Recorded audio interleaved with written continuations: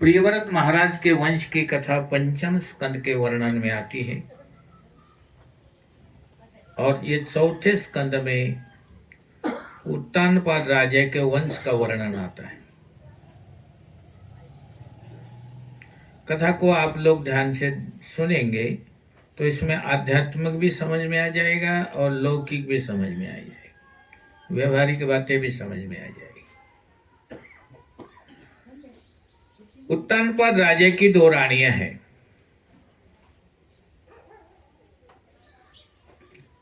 एक का नाम सुरुचि है, एक का नाम सुनीति है।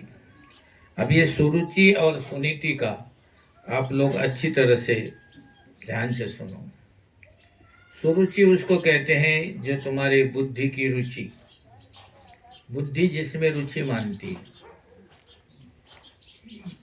ये पाहायला पाहिजे, ये खायला पाहिजे, बुद्धि की रुचि।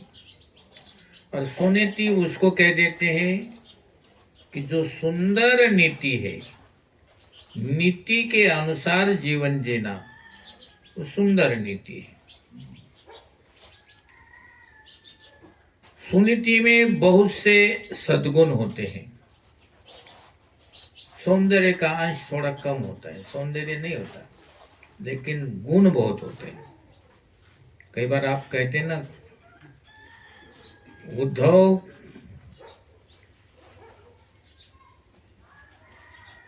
कोयल की गति न्यारी,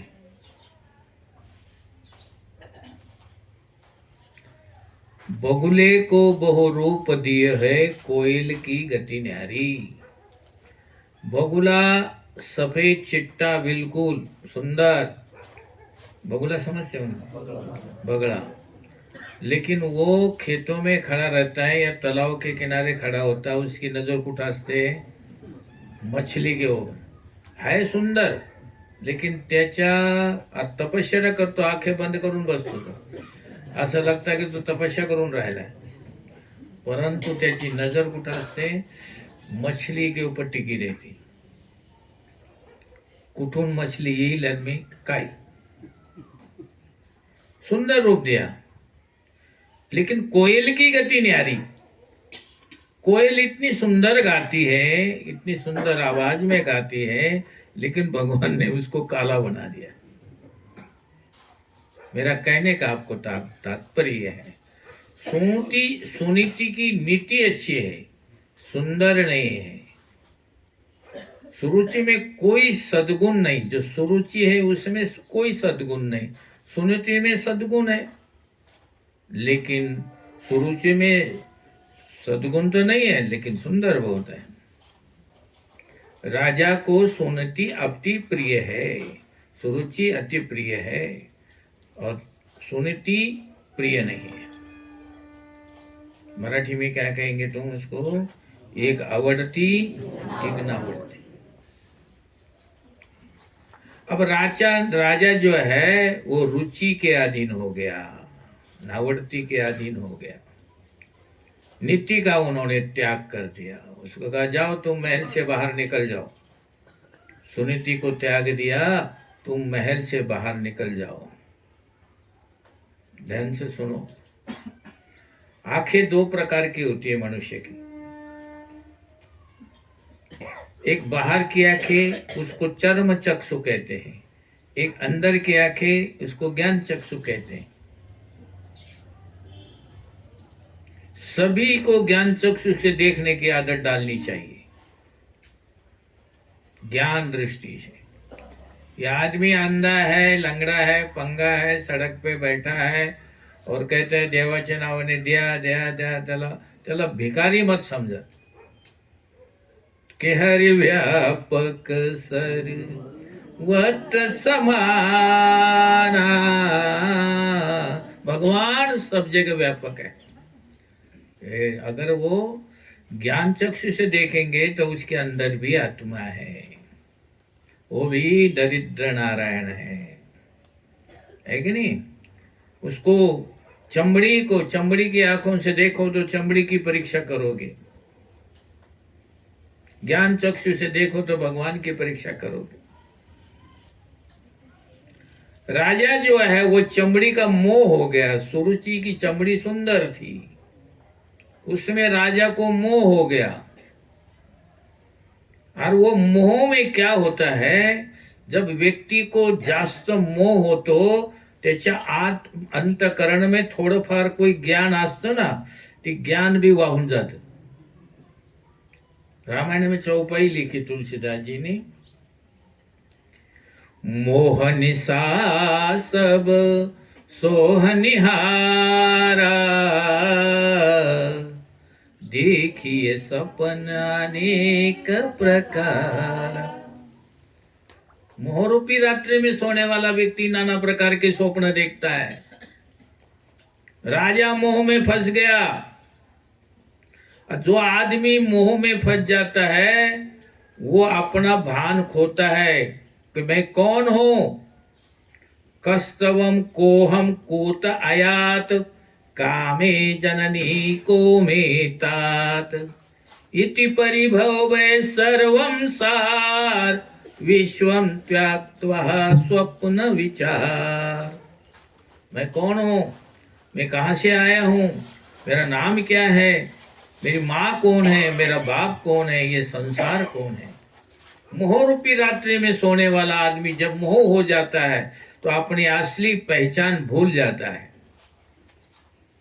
सुरुचि के सौंदर्य में राजा का मन फंस गया और सुरुचि के कहने से राजा ने सुनीति का त्याग कर दिया, उसके सौत का त्याग कर दिया। बोले नगर में नहीं रहना, महल में नहीं रहना, ये नदी है, नदी के परले किनारे झोपड़ी बना देता हूं, वहां रहना, इधर नहीं आना, मेरे सामने नहीं आना। सुनीति को कहा। अब वो सुनीति राजमहल से भी बाहर रहती है। शांति से सोचने पर आपके ध्यान में आएगा कि हम लोग भी उत्तानपाद राजा जैसे ही है।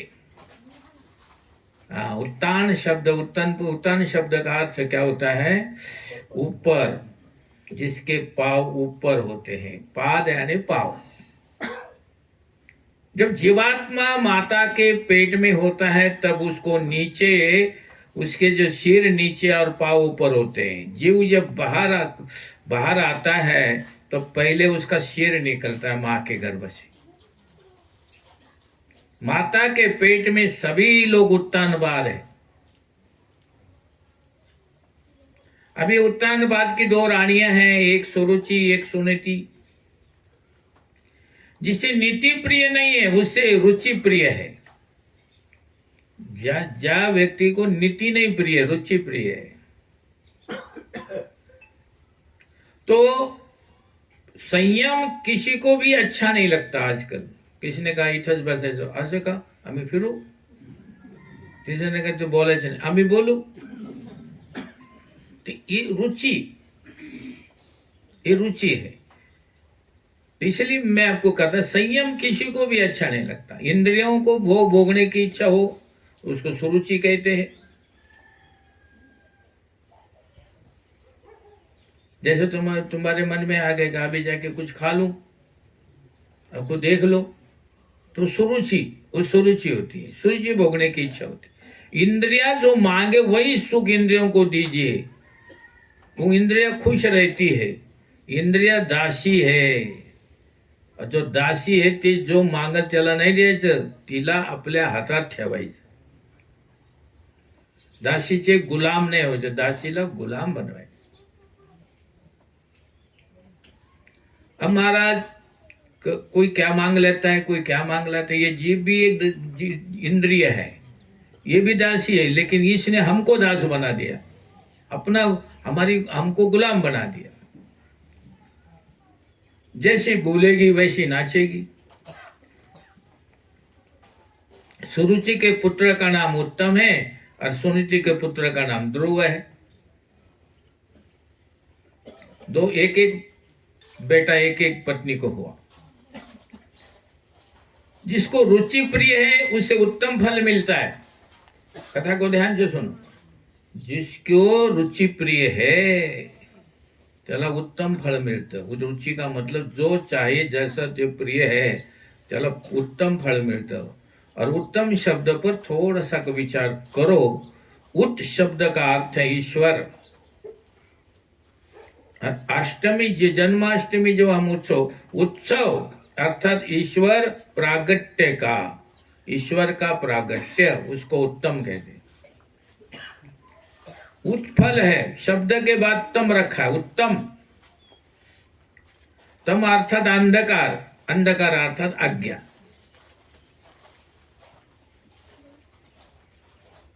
उत्सव मना रहे हैं लेकिन अज्ञान में मना रहे हैं, ज्ञान में नहीं है। ध्रुव शब्द का अर्थ है अविनाशी, यानी जिसका कभी नाश नहीं होता, वो अविनाशी। विषयानंद दो चार मिनट से अधिक नहीं रहता, जिसका नाश हो जाता है, लेकिन अविनाशी का कभी नाश नहीं होता। अविनाशी आज भी है, कल भी रहेगा और पहला भी था।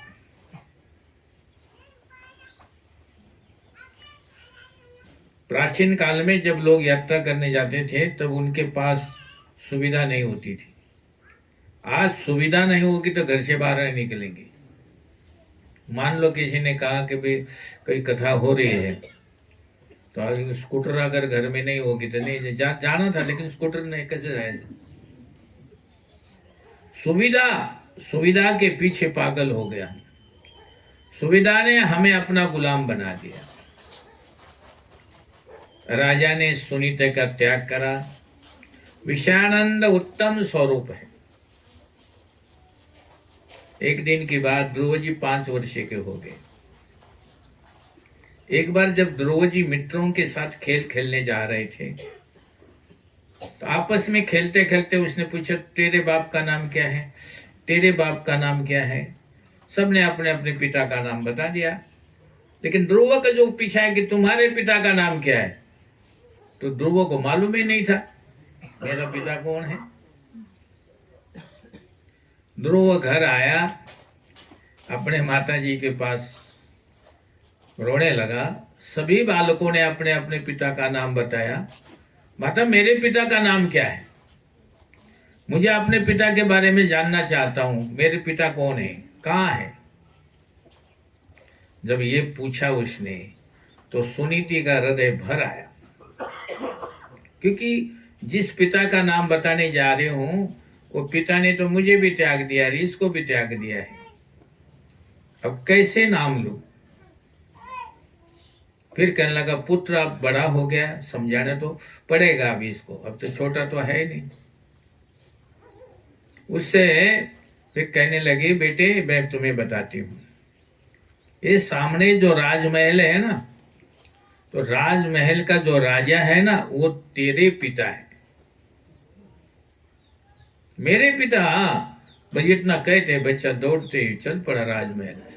आवाज लगा तेरी सुनीति, कहती रुक जाओ रुक जाओ, ध्रुव रुक जाओ। ध्रुव भागता गया पिता को मिलने के लिए।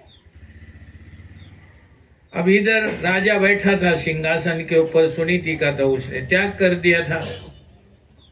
राजमहल में दास दासियां सुनीति को तो बहुत सम्मान देती थी, लेकिन राजा सुरुचि के अधीन था।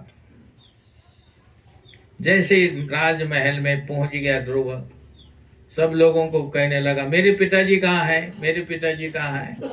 अब जो दासियां थी वो सब जानती थी कि ध्रुव सुनीति का पुत्र है। सबने कहा अंदर ले जाओ। जैसे अंदर गया तो सोने के सिंहासन के ऊपर उत्तानपाद राजा बैठा हुआ था और उसके गोद में उत्तम बैठा हुआ था। सुंदर श्रृंगार करके वहां रानी खड़ी थी सुरुचि।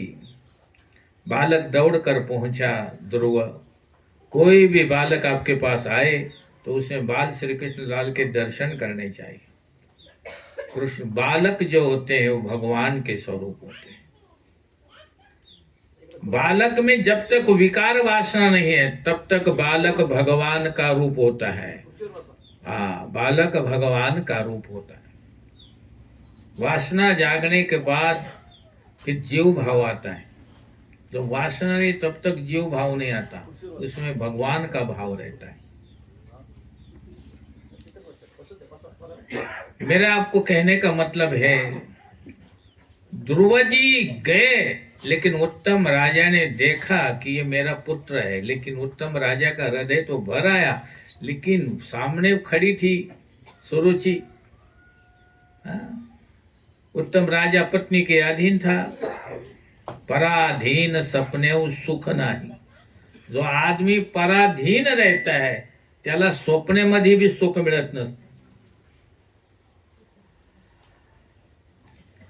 इच्छा तो बहुत है कि इसको भी गोद में ले लूं क्योंकि मेरा ही पुत्र है, लेकिन सुरुचि खड़ी। लेकिन राजा के मन में कहा कुछ भी हो, उसने हाथ करा, आजा बेटे। सुरुचि को जैसे ही बुलाने गया, ध्रुव को बुलाने लगा, एकदम सुरुचि ने रोक दिया, रुक जाओ, क्या कर रहे हो, ये तुम्हारे गोद में नहीं बैठ सकता। रानी राजा को कहती है, सुरुचि ये आपके गोद में नहीं बैठने सकता, इसको दूर रखो। जिसके आंखों में विष होता है ना, दूसरे से नफरत करता है। विष इतना खतरनाक होता है आंखों में कि आप अगर उसकी प्रशंसा करो तो आपको वो बुरा लगता है। समझ लेना आपके आंखों में विष है। राजा